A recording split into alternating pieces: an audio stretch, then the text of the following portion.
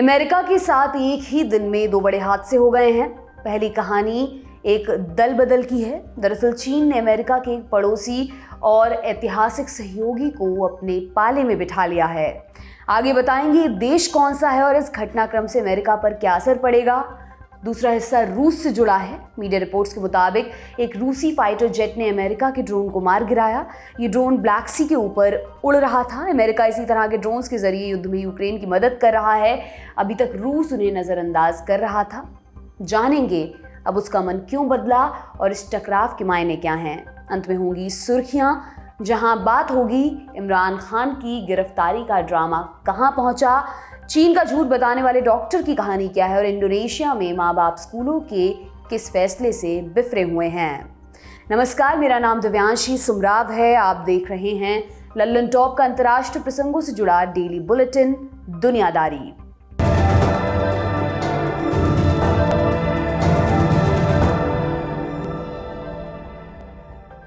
सबसे पहले अमेरिका की नाक के नीचे हुए खेल की कहानी। ये मामला साउथ अमेरिकी महाद्वीप के देश होंडुरास का है। नॉर्थ और साउथ अमेरिका को एक टेढ़ी मेढ़ी पट्टी जोड़ती है। इसे सेंट्रल अमेरिका के नाम से जाना जाता है। होंडुरास इसी इलाके में पड़ता है। ग्वाटेमाला, निकारागुआ और अल सल्वाडोर उसके पड़ोसी हैं। होंडुरास तक पहुंचने वाला पहला यूरोपियन क्रिस्टोफर कोलंबस था। उसको 1492 में अमेरिका की खोज के लिए याद किया जाता है। हालांकि वो बाद में और भी कई अभियानों पर निकला। उसका चौथा और अंतिम समुद्री अभियान 1502 ईस्वी में शुरू होता है। 30 जुलाई को उसका जहाज होंडुरास के बे आइलैंड्स पहुंचा। सही सलामत निकलने के बाद उसने कहा था, ग्रेसियास दियोस क्वे हिमोस सलीदो दे एस्तास होंडुरास, यानी ईश्वर की कृपा से हम इस कपटी गहराई से बच गए। इतिहासकारों के मुताबिक इसी वजह से द्वीप के उस नुकीले हिस्से को ग्रेसियास दियोस और पूरे इलाके को होंडुरास के नाम से जाना गया। होंडुरास का अर्थ होता है गहराई। Cut to 1821। मेक्सिको को स्पेन से आज़ादी मिल गई। 1823 में उसी साल सेंट्रल अमेरिका के कई देशों ने मिलकर federal Republic of central America की स्थापना की। होंडुरास इस फेडरल रिपब्लिक का हिस्सा बना। हालांकि ये व्यवस्था बहुत दिनों तक चली नहीं। 1839 में गठबंधन का विघटन हो गया। 1840 में होंडुरास पूरी तौर पर आज़ाद हो गया। अब उसे अपने दम पर आगे बढ़ना था। स्पेन ने जितनी लूट मचाई थी उसका मामूली सा हिस्सा होंडुरास पर खर्च किया गया था। पूरा मुल्क गरीबी और बुनियादी चीज़ों की कमी से जूझ रहा था। होंडुरास को बाहरी मदद की खासी ज़रूरत थी। 1886 में मार्को ऑरेलियो सोटो देश के राष्ट्रपति बने। उन्होंने निवेश के लिए यूरोप और अमेरिका की कंपनियों को बुलावा भेजा। कंपनियां आईं और समय के साथ इतनी प्रभावशाली हो गईं कि उन्होंने सरकार बनाने और गिराने का खेल करना भी शुरू कर दिया। इन्हीं में से एक यूनाइटेड फ्रूट कंपनी भी थी। इसकी स्थापना अमेरिका में हुई थी। कंपनी ने सेंट्रल अमेरिका के अलग अलग देशों में केले की खेती के लिए ज़मीन कब्जाई। इसके बहाने वो उन देशों की आंतरिक राजनीति में भी दाखिल होने लगी।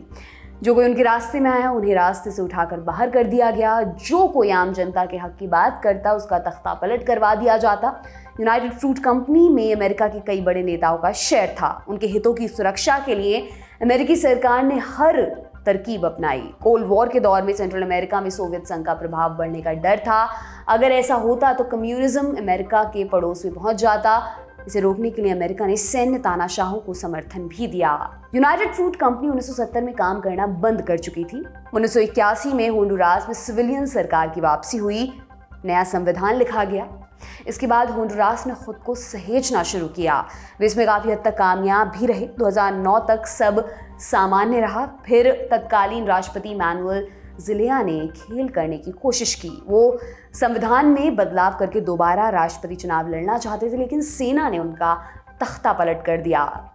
कुछ समय तक सत्ता सेना के पास रही। फिर चुनाव कराए गए। पोर्फोरियो लोबो सोसो राष्ट्रपति बने। उनका कार्यकाल 2014 तक रहा। जनवरी 2014 के चुनाव में हुआन ओरलैंडो फर्नांडीज को जीत मिली। उससे पहले तक वो संसद के अध्यक्ष के तौर पर काम कर रहे थे। राष्ट्रपति बनते ही हुआन ने ड्रग तस्करों को अमेरिका में प्रत्यर्पित करने की शुरुआत की। लंबे समय से होंडुरास के रास्ते साउथ अमेरिका से नॉर्थ में ड्रग्स की तस्करी होती रही है। अमेरिकी एजेंसियां लंबे समय से इसके खिलाफ अभियान चला रही हैं। हुआन के आने से उनका काम आसान हो गया था। डोनाल्ड ट्रंप के कार्यकाल में हुआन को अमेरिका ने पूरा सपोर्ट दिया। 2017 में सुप्रीम कोर्ट ने उनके दोबारा चुनाव लड़ने का रास्ता साफ कर दिया। अमेरिका की दोस्ती के चलते इस फैसले को कोई बड़ी चुनौती नहीं मिली। जो बाइडेन के राष्ट्रपति बनने के बाद रिश्तों में बिगाड़ की शुरुआत हुई। अमेरिका और होंडुरास के कूटनीतिक संबंधों का इतिहास लगभग 200 साल पुराना है। मौजूदा समय में दोनों देश कई मसलों पर एक दूसरे के सहयोगी हैं। हालांकि पिछले कुछ समय से इस रिश्ते में दरारें आई हैं। जब वहां वैक्यूम क्रिएट हुआ तब चीन की एंट्री हुई। उसने होंडुरास में अपना दखल बढ़ाया। नतीजा, होंडुरास ने ताइवान के साथ कूटनीतिक संबंध खत्म करने का फैसला किया है। अब आपके मन में सवाल आ रहा होगा कि अमेरिका और होंडुरास के बीच में चीन और ताइवान कहां से आए। दुनिया के कई देशों के लिए चीन और ताइवान अलग देश हैं। अधिकतर देश चीन और ताइवान को एक मानते हैं। ये चीन की आधिकारिक पॉलिसी भी है। इसी को वन चाइना पॉलिसी कहा जाता है। चीन साफ कर चुका है कि अंत में ताइवान को उसका हिस्सा बनना पड़ेगा, भले इसके लिए सेना उतारनी पड़े।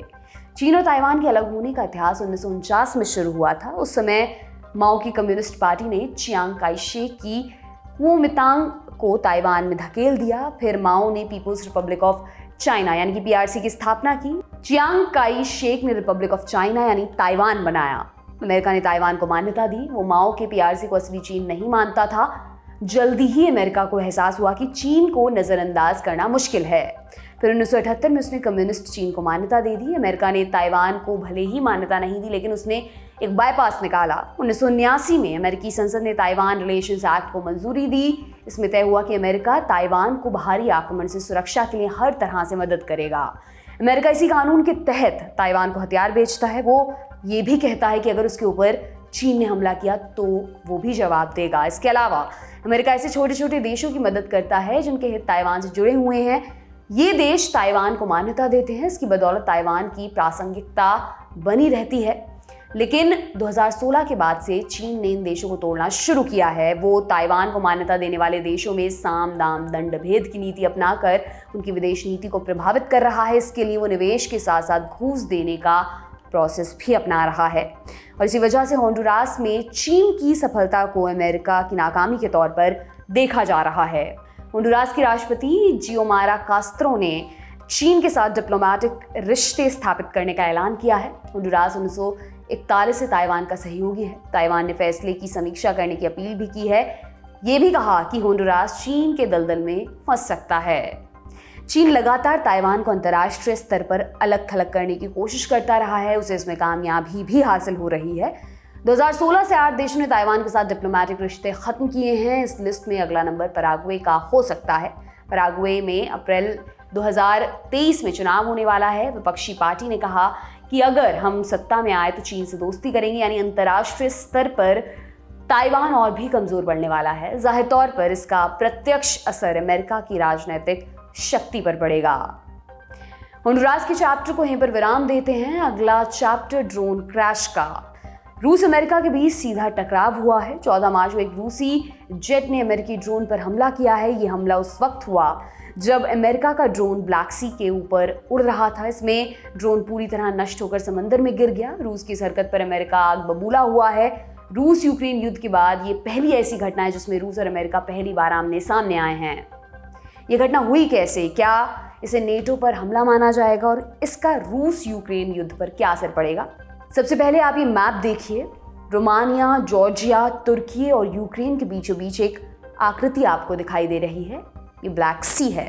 इसे काला सागर भी कहा जाता है। काला सागर की सतह में ऑक्सीजन की भारी कमी होती है। कहा जाता है कि कोई जहाज अगर गलती से सागर में खो गया तो उसका बचना नामुमकिन सा होता है। और क्या खास है इसके बारे में? इस सागर का इस्तेमाल सभी सीमावर्ती देश व्यापार के लिए करते हैं। जहाज़ों से सामान लाया ले जाया जाता है। रूस के लिए ये अहम क्यों है? कैथरीन द ग्रेट रूस की महारानी थी। उन्होंने साल 1783 में क्रीमिया पर कब्जा किया और लाल सागर में गर्म पानी के बंदरगाह खोजे। उस वक्त रूस और ऑटोमन साम्राज्य के बीच कब्जे को लेकर नोकझोंक हुआ करती थी। समय बदला, सोवियत संघ का पतन हुआ, दुनिया में अमेरिका नई ताकत बनकर उभरा और उसी कालांतर में नेटो का भी गठन हो चुका था। काला सागर की सीमा से छूते हुए देश बुल्गारिया और रोमानिया नेटो में शामिल हो गए। नेटो पर अमेरिका का प्रभुत्व था। एक देश और नेटो का सदस्य बना जो काला सागर से सीमा साझा करता था। वो देश था तुर्की, लेकिन उसकी रूस से दोस्ती थी। इसलिए अमेरिका अपना प्रभाव उस इलाके पर डालने के लिए तुर्की का इस्तेमाल नहीं कर सकता था। लेकिन वक्त बदलने के साथ तुर्की भी नेटो में शामिल हो गया। अब रूस का काला सागर से कंट्रोल जाता जा रहा था। काला सागर में नेटो की मिसाइलों के परीक्षण होना, ड्रोन का गश्त करना आम बात हो गई थी। इस बात से रूस नाराज रहने लगा, वो इसे एक खतरे के तौर पर देख रहा था। साल 2014 में उसने क्रीमिया पर कब्जा किया। जानकार कहते हैं कि रूस का क्रीमिया पर कब्जा करने की एक वजह थी कि वो काला सागर में अपना प्रभाव बढ़ा सके। अब जानते हैं काला सागर में अमेरिका की क्या रुचि है। काला सागर बुल्गारिया, जॉर्जिया, रोमानिया, तुर्की और यूक्रेन से घिरा है। ये सभी नेटो देश हैं। नेटो देशों और रूस के बीच इस टकराव के कारण काला सागर और भी अहम हो जाता है और इसका महत्व समुद्री फ्लैश पॉइंट के रूप में बढ़ जाता है। 2014 में क्रीमिया में कब्जे के बाद अमेरिका, ब्रिटेन और दूसरे नेटो सदस्य देशों ने यूक्रेन के समर्थन में अपने युद्धपोत सागर में दाखिल किए हैं और अपनी उपस्थिति दर्ज करवाई है। रूस हमेशा नेटो युद्धपोतों की आवाजाही को क्षेत्र को अस्थिर करने वाला कदम बताता आया है, लेकिन अब आपके मन में सवाल उठ रहा होगा कि आज हम इसकी चर्चा क्यों कर रहे हैं। दरअसल 14 मार्च 2022 को काला सागर के ऊपर अमेरिकी ड्रोन रूसी लड़ाकू विमान से टकराने के बाद काला सागर में समा गया है। अमेरिका ने कहा है कि 2 रशियन Su-27 फाइटर जेट्स ने अमेरिकी ड्रोन को पहले 40 मिनट तक घेरा, फिर उसके ऊपर से फ्यूल गिराया। फ्यूल की वजह से ड्रोन के प्रोपेलर को नुकसान पहुंचा, जिसके कारण ड्रोन क्षतिग्रस्त हुआ और ब्लैक सी में जा गिरा। घटना के बाद रूस और अमेरिका के बीच टकराव की आशंका बढ़ गई है। अमेरिकी एयरफोर्स के जनरल जेम्स हैकर ने इसे गैर जिम्मेदाराना बताया है। उन्होंने कहा कि इसे प्रोफेशनल वर्कआउट भी नहीं कहा जा सकता। उनके दोनों एयरक्राफ्ट भी क्रैश हो सकते थे। रूस पहले भी इस तरह की हरकतें करता रहा है। हम इस मामले की जांच कर रहे हैं। अमेरिका ने यह भी कहा कि उनका ड्रोन अंतर्राष्ट्रीय हवाई क्षेत्र में नियमित संचालन कर रहा था। रूस को इंटरनेशनल एयर स्पेस में उड़ान भरते वक्त और भी सजग रहने की जरूरत है। वहीं यूक्रेन के एक अधिकारी ने कहा कि यह घटना बताती कि पुतिन जंग का दायरा बढ़ाना चाहते हैं। सवाल पैदा होता है कि रूस की इस हरकत को क्या नेटो पर हमला माना जाएगा। देखिए, ये जो अभी वहां पे घटना हुई है ब्लैक सी में, जहां पे कि अमेरिकन ड्रोन को डुबाया गया है रूस के द्वारा, तो निश्चित रूप से इसको एक तरह से एस्केलेशन माना जाना चाहिए कि ऐसा अभी तक नहीं हुआ था कि यूएस के डायरेक्ट इंस्ट्रूमेंट पे रशिया ने अभी हमला किया हो इस दरमियान, यूक्रेन वॉर के दरमियान। तो मैं इसको एस्केलेशन मान रहा हूँ, लेकिन मैं इसको नाटो पे हमला नहीं मान रहा हूँ। और चूंकि ये जो है जो वॉशिंगटन से स्टेटमेंट आ रहे हैं या फिर जिस ढंग से नाटो के भी स्टेटमेंट आ रहा है, तो उसको यह नहीं बोला जा रहा है। मुझे लगता है कि अमेरिका भी उसको एक तरह से उसको उस रिटोरिक में नहीं जा रहा है कि यह नाटो पे हमला है जानबूझ के, क्योंकि उसको भी पता है कि अगर ऐसा होता है तो फिर इस युद्ध का दायरा काफी बढ़ सकता है, यूरोप में फैल सकता है, पूरे नाटो के कंट्रीज से प्रभावित हो सकते हैं। तो नाटो पे हमला अभी वॉशिंगटन भी नहीं बोल रहा है और एक तरह से दबाव बनाने की कोशिश जरूर हो रही है। और रूस भी बोल रहा है कि चूंकि उसके जो टेरिटोरियल जोन है ब्लैक सी में, उस पे हमला उस पे सर्वेलेंस की कोशिश हो रही थी और रूस को इन्फॉर्मेशन नहीं दिया गया था। इस कारण से रूस के फाइटर एयरक्राफ्ट ने उसको एक तरह से वहां पे ब्लैक सी में गिरा दिया। और रूस के लिए ब्लैक सी का एरिया बहुत ही इंपॉर्टेंट है, क्योंकि वहां पे जानते हैं कि उनका न्यूक्लियर फ्लीट है सेवास्तोपोल में, जो कि क्राइमिया में है। और रूस ब्लैक सी के माध्यम से अपने सबमरीन को भी कुछ दिन पहले वहां पे लाया था और उसके माध्यम से यूक्रेन को, रोमानिया को, टर्की इत्यादि देशों को हमेशा संकेत भेजते रहता है।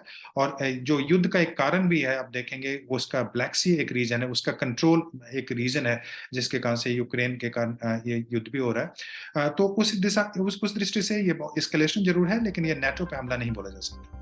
काला सागर के ऊपर रूसी और अमेरिकी विमान अक्सर उड़ान भरते रहते हैं, लेकिन ऐसा पहली बार हुआ है जब दोनों आमने सामने आ गए।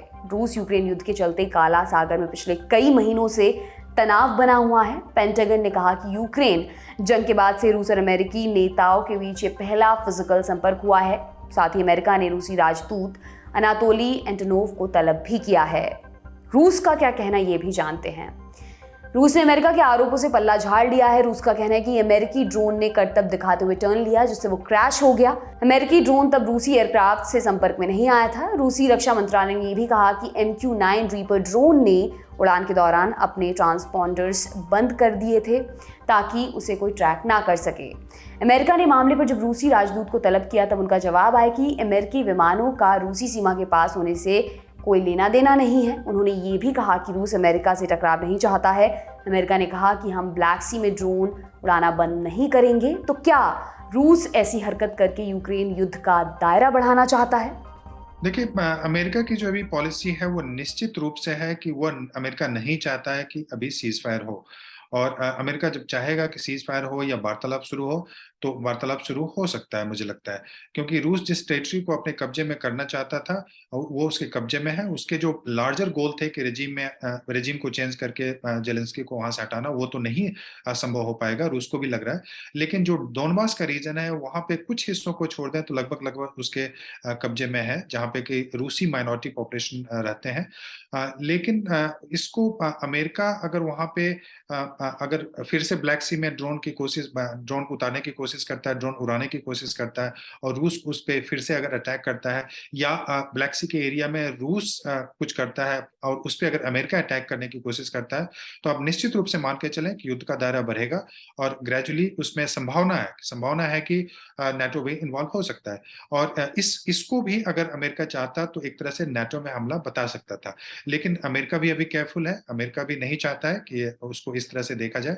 और चूंकि ड्रोन को रिमोट कंट्रोल होते हैं, तो उसमें कोई फाइटर कोई पायलट नहीं होते हैं, तो कोई उस ढंग की क्षति नहीं हुई है अमेरिका की, तो इसलिए अमेरिका भी इसको अभी उसको बढ़ाने की कोशिश मुझे लगता है कि नहीं कर रहा। लेकिन युद्ध को वो रोकने की कोशिश नहीं कर रहा है, इसमें कोई शक नहीं है। अगर ये मामला बढ़ा तो नेटो के पास क्या विकल्प होंगे?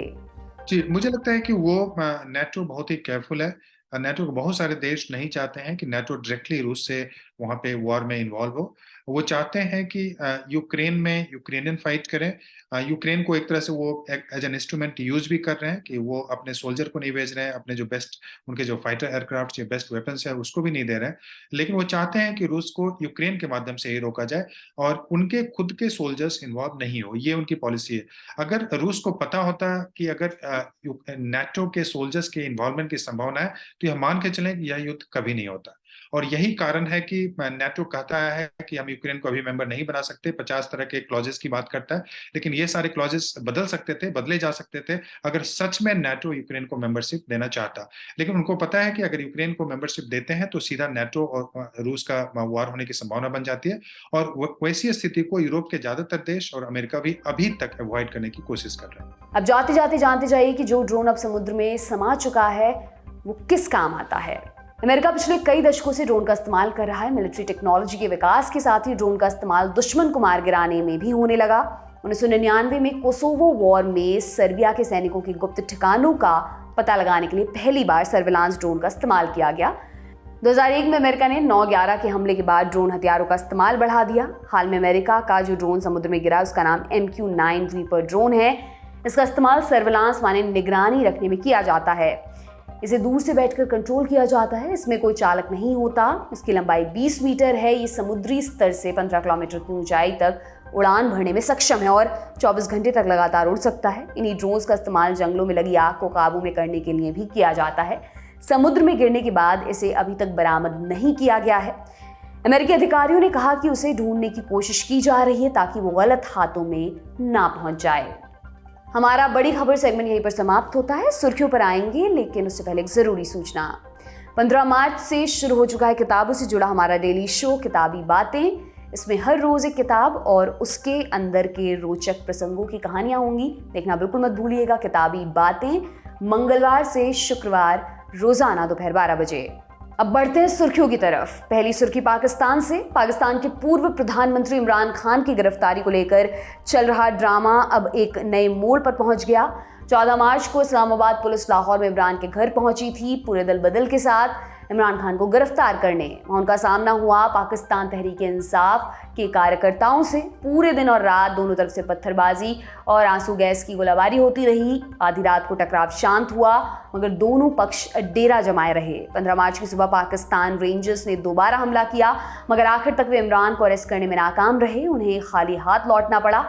पुलिस और रेंजर्स के लौटने के बाद इमरान गैस मास्क पहनकर घर से बाहर निकले और कार्यकर्ताओं को संबोधित किया। पीटीआई ने ट्वीट किया कि अभी और भी कार्यकर्ता मौके पर पहुंच रहे हैं, यानी अगर पुलिस ने दोबारा इमरान को पकड़ने की कोशिश की तो उन्हें और तगड़ा विरोध झेलना पड़ सकता है। इससे पहले इमरान ने एक वीडियो संदेश जारी किया था।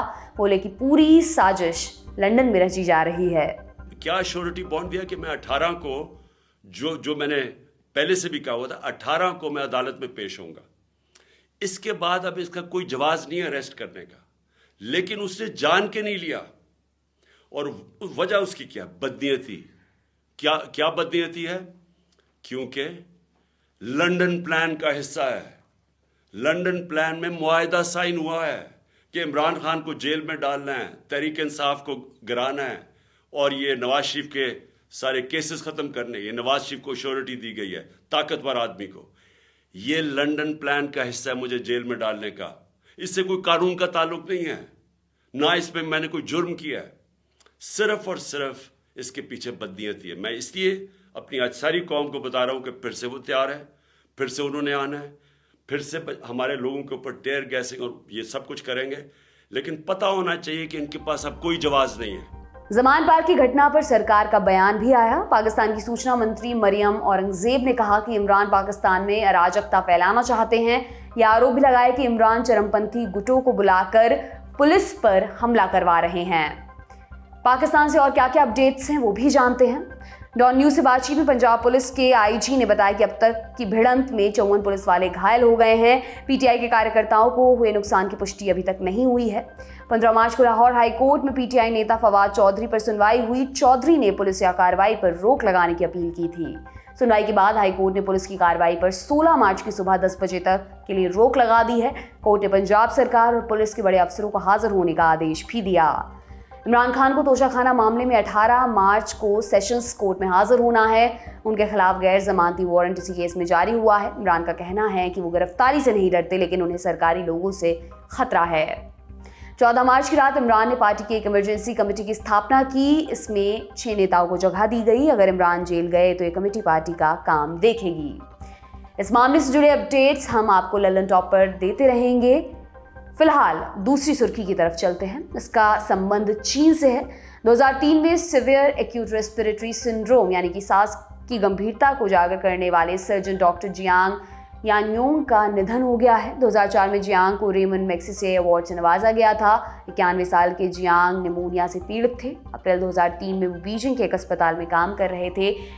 वहाँ उनके सामने बड़ी संख्या में सार्स के केस आए। उन्हें खतरे का अंदाजा था, जबकि चीनी सरकार कह रही थी कि डरने की कोई बात नहीं है। तब जियांग ने चीनी मीडिया को चिट्ठी लिखकर पूरी बात बताई। सरकारी मीडिया ने उनकी चिट्ठी को दबा दिया, मगर उनकी चिट्ठी विदेशी मीडिया में लीक हो गई। उसके बाद ही सार्स को लेकर WHO और दुनिया भर की सरकार गंभीर हुई। तब जाकर वायरस को रोकने के लिए कदम उठाए गए। चीन में हेल्थ मिनिस्टर और बीजिंग मिनिस्टर को पद से हटा दिया गया। वहां भी सरकार गंभीर हुई। सार्स के चलते पूरी दुनिया में लगभग 8000 लोग संक्रमित हुए और 774 लोगों की मृत्यु हुई। जहां तक जियांग की बात है, वो आगे भी सरकार की आलोचना करते रहे। उन्होंने चाइनीज कम्युनिस्ट पार्टी से 1989 के तियानमेन जनसंहार को गलत ठहराने की मांग की। कुछ समय के लिए उन्हें और उनकी पत्नी को हिरासत में रहना पड़ा। 2019 में जियांग ने राष्ट्रपति शी जिनपिंग को भेजी चिट्ठी में लिखा कि तियानमेन की घटना एक अपराध थी। आज की तीसरी और अंतिम सुर्खी इंडोनेशिया से। इंडोनेशिया में स्कूली बच्चों के घर वाले खासे नाराज चल रहे हैं। उनका गुस्सा स्कूलों की नई टाइमिंग को लेकर है। दरअसल इंडोनेशिया के कुपांग प्रांत में एक पायलट प्रोजेक्ट शुरू किया गया है। इसके तहत 12वीं क्लास के बच्चों के लिए स्कूल की टाइमिंग सुबह 5:30 की कर दी गई है। सरकार का कहना है कि ये बच्चों को अनुशासित करने के लिए किया जा रहा है। अगर प्रोजेक्ट सफल रहा तो इसे और भी स्कूलों में लागू किया जाएगा। आमतौर पर इंडोनेशिया में स्कूल सुबह 7 से 8 बजे के बीच में शुरू होते हैं, लेकिन नए रूटीन के कारण बच्चों पर बुरा असर पड़ रहा है। न्यूज़ एजेंसी AFP से बातचीत में कई घरवालों ने कहा कि बच्चे ना तो ठीक से सो पा रहे हैं और ना ही उनकी पढ़ाई हो पा रही है। वे घर आकर इतने थक जाते हैं कि सोने के अलावा और कुछ नहीं बचता।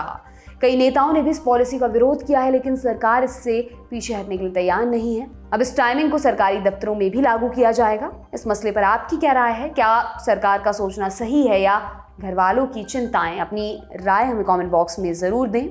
आज की दुनियादारी में बस इतना ही। कल फिर आपसे मुलाकात होगी। इसी उम्मीद के साथ विदा लेती हूँ। शुक्रिया, शुभ रात्रि। सिर्फ 59 रुपए महीने में पाइए YouTube पर LT प्रीमियम। किसी भी प्लेटफॉर्म से 3 दिन पहले देखिए हमारे प्रीमियम प्रोग्राम जैसे guest in the news room, किताब वाला आदि। इसके अलावा बहुत कुछ। सब्सक्राइब करने के लिए लल्लन टॉप के YouTube चैनल पर जाकर क्लिक करें ज्वाइन बटन।